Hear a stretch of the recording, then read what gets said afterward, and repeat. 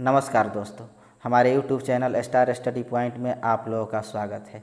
तो आइए आज हम राजनीति शास्त्र से चुनाव आयोग का दूसरा वीडियो लेकर आए हैं। तो आइए आज हम इससे कुछ प्रश्नों को हल करते हैं। इससे पहले आप मेरे चैनल को बहुत अधिक से अधिक शेयर कर लीजिए तथा सब्सक्राइब कीजिए और बेल आइकन को दबाइए, जिससे कि आपको समय समय पर नोटिफिकेशन मिले और आप बेहतर तैयारी कर सके। तो अब हम चलते हैं प्रश्न पर। अगला प्रश्न है, भारत में मताधिकार और निर्वाचित होने का अधिकार है। ए है संवैधानिक अधिकार, बी है मूल अधिकार, सी है विधिक अधिकार एक अधिनियम के अंतर्गत, डी है इनमें से कोई नहीं। तो ऑप्शन सी हो जाएगा विधिक अधिकार। ठीक है। अगला प्रश्न है, भारत में मत देने का अधिकार निम्नलिखित अधिकारों में से कौन सा है। तो ए है मौलिक अधिकार, बी है संवैधानिक अधिकार, सी है प्राकृतिक अधिकार और डी है वैधानिक अधिकार। तो ऑप्शन डी हो जाएगा इस प्रश्न का उत्तर। ठीक है। अगला प्रश्न है, नवयुवकों द्वारा 18 वर्ष की आयु पर मताधिकार का पहली बार प्रयोग किया गया आम चुनाव में। ए है 1987 के, बी है 1988 के, सी है 1989 के, डी है 1990 के। तो क्या हो जाएगा इस प्रश्न का उत्तर। ऑप्शन सी हो जाएगा 1989 के। 61वें संविधान संशोधन अधिनियम 1988 द्वारा मताधिकार की आयु को 21 वर्ष से हटाकर 18 वर्ष कर दिया गया था, जो कि 28 मार्च 1989 से प्रभावी हुआ। नवयुवकों द्वारा 18 वर्ष की आयु पर मताधिकार का पहली बार प्रयोग नवंबर 1989 में संपन्न 9वीं लोकसभा के आम चुनाव में किया गया था। ठीक है। अगला प्रश्न है, केंद्र और राज्य की व्यवस्थापिकाओं के लिए मतदान की न्यूनतम उम्र सीमा 21 वर्ष से हटाकर 18 वर्ष की गई। यह है 97वें संशोधन 1987 से, बी है 60वें संशोधन 1988 से, सी है 61वें संशोधन 1989 से, डी है 65वें संशोधन 1990 से। तो क्या होगा इसका उत्तर। ऑप्शन सी हो जाएगा इस प्रश्न का उत्तर, 61वें संशोधन 1989 से। अगला प्रश्न है, किस संविधान संशोधन द्वारा मतदान की आयु 21 वर्ष से घटाकर 18 वर्ष की गई थी। यह है 73वें संशोधन द्वारा, बी है 62वें संशोधन द्वारा, सी है 61वें संशोधन द्वारा और डी है 60वें संशोधन द्वारा। तो क्या हो जाएगा उत्तर इसका। ऑप्शन सी हो जाएगा 61वें संशोधन द्वारा। अगला प्रश्न है, भारतीय संविधान का 61वां संशोधन निम्नलिखित में से किस एक से संबंधित है। ए है राष्ट्रपति की आपातकालीन शक्तियों से, बी है राष्ट्रपति शासन की वृद्धि करने की राष्ट्रपति की शक्तियों से और सी है मतदाताओं की आयु घटाए जाने से, डी है वित्तीय आपातकाल से। तो क्या होगा उत्तर इसका। ऑप्शन सी हो जाएगा मतदाताओं की आयु घटाए जाने से। अगला प्रश्न है, संविधान में किस अनुच्छेद में वयस्क मताधिकार को मान्यता दी गई है। ए है अनुच्छेद 324, बी है अनुच्छेद 325, सी है अनुच्छेद 326, डी है अनुच्छेद 327। तो क्या होगा उत्तर इसका। ऑप्शन सी हो जाएगा अनुच्छेद 326। भारतीय संविधान के भाग 15 के अंतर्गत अनुच्छेद 326 में वयस्क मताधिकार संबंधी प्रावधान किया गया है। इसमें कहा गया है कि लोकसभा और प्रत्येक राज्य की विधानसभा के लिए निर्वाचन वयस्क मताधिकार के आधार पर होंगे, अर्थात प्रत्येक व्यक्ति जो भारत का नागरिक है और ऐसी तारीख को जो समुचित विधानमंडल द्वारा बनाई गई किसी विधि द्वारा या उसके अधीन एक नियत की जाए, कम से कम 18 वर्ष की आयु का है। 61वें संविधान संशोधन अधिनियम 1988 द्वारा 28 मार्च 1989 से यह आयु 21 वर्ष से घटाकर 18 वर्ष की गई और इस संविधान या समुचित विधानमंडल द्वारा बनाई गई किसी विधि के अधीन अनिवांछित, विकृत, अपराध या भ्रष्ट या अवैध आचरण के आधार पर अन्यथा निर्हित नहीं कर दिया जाता है। ऐसे किसी निर्वाचन में मतदाता के रूप में पंजीकृत होने का हकदार होगा। ठीक है।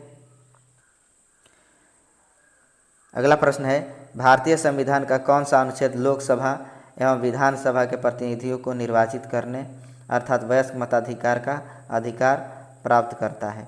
ए है अनुच्छेद 326, बी है अनुच्छेद 325, सी है अनुच्छेद 324, डी है अनुच्छेद 323। तो क्या होगा उत्तर इसका।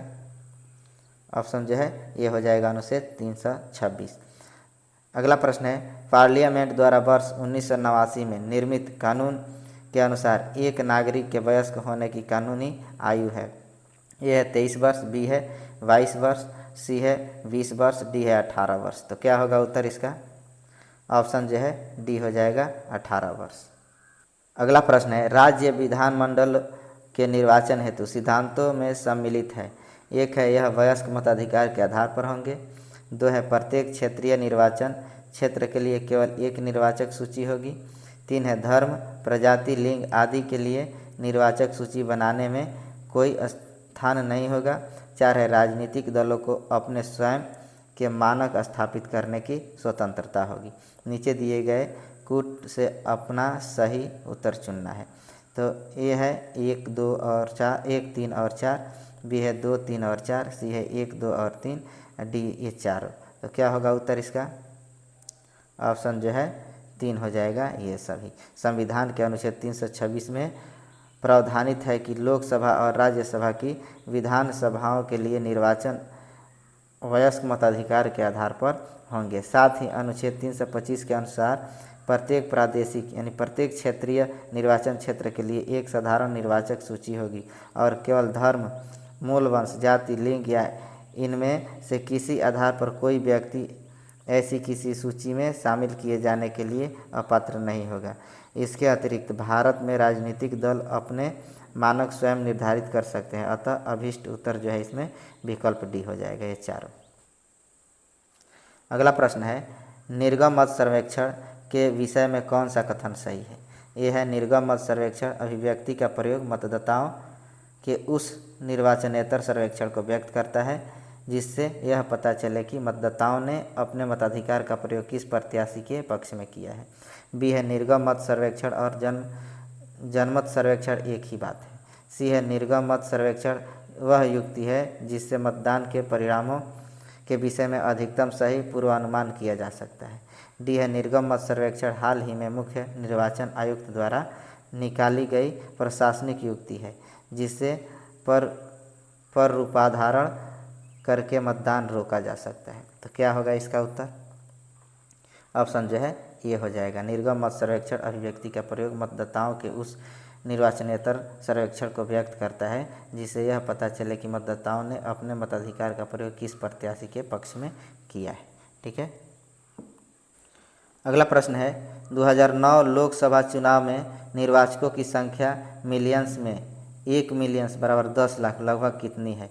ए है 815, बी है 613, सी है 714 और डी है 903। तो क्या होगा उत्तर इसका? ऑप्शन जो है सी हो जाएगा 714। वर्ष 2009 में लोकसभा के आम चुनाव में निर्वाचकों यानी मतदान के योग्य व्यक्तियों की कुल संख्या लगभग 714 मिलियन थी। वर्ष 2019 में लोकसभा के आम चुनाव में निर्वाचकों की कुल संख्या 908.72 मिलियन थी। अगला प्रश्न है, दिनेश गोस्वामी समिति ने सिफारिश की थी।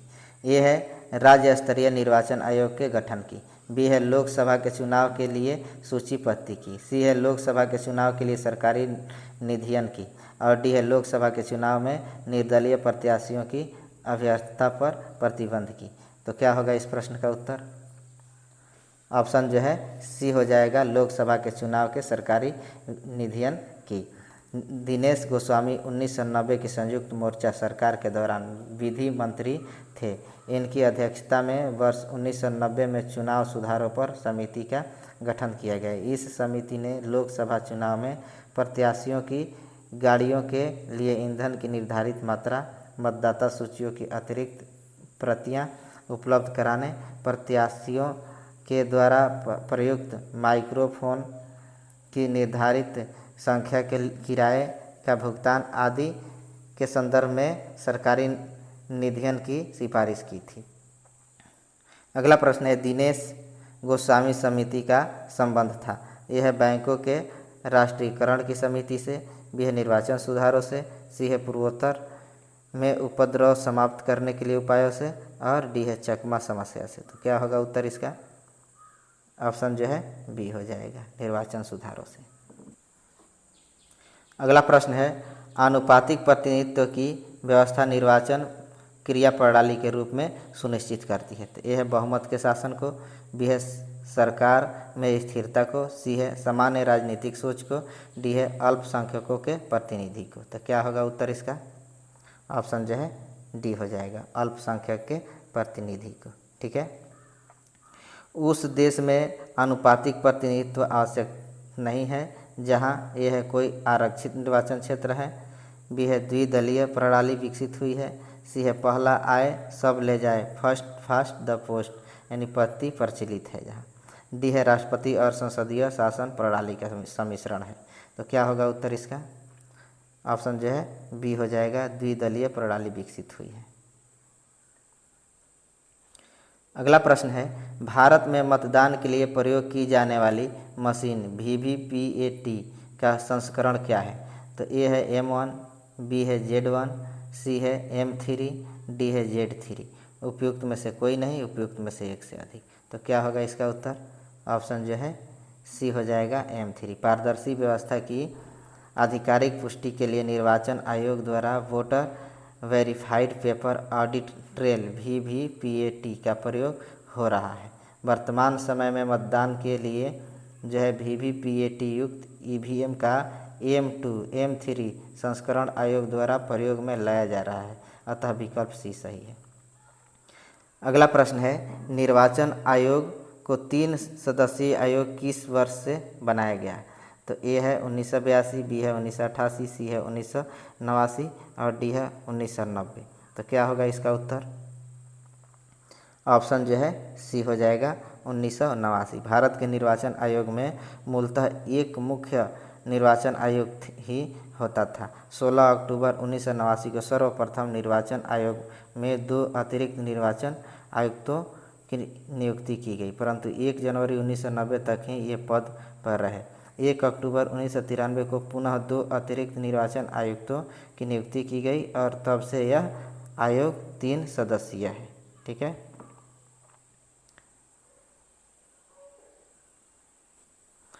अगला प्रश्न है, निम्नलिखित में से कौन भारत के चुनाव आयोग का सदस्य नहीं था? तो ए है डॉक्टर M.S. गिल, बी है N.B. लोहानी, सी है T.S. कृष्णमूर्ति और डी है V. लिंगदो। तो क्या होगा इसका उत्तर? ऑप्शन जो है बी हो जाएगा, N.B. लोहानी। वर्ष 2020 में डॉक्टर M.S. गिल चुनाव आयोग के अध्यक्ष थे और कृष्णमूर्ति एवं लिंगहोद अन्य सदस्य थे। बाद में क्रमशः लिंगहोद और कृष्णमूर्ति भी मुख्य सचिव आयुक्त बन गए। ठीक है। तो चलिए दोस्तों, इस वीडियो का हमारा यह अंतिम प्रश्न था। इसी प्रकार के प्रश्नों के लिए आप जो है मेरे चैनल को अधिक से अधिक शेयर कीजिए तथा सब्सक्राइब कीजिए और बेल आइकन को दबा लीजिए, जिससे कि समय समय पर आपको नोटिफिकेशन मिले और आप बेहतर तैयारी कर सकें। तो अब हम चलते हैं। धन्यवाद।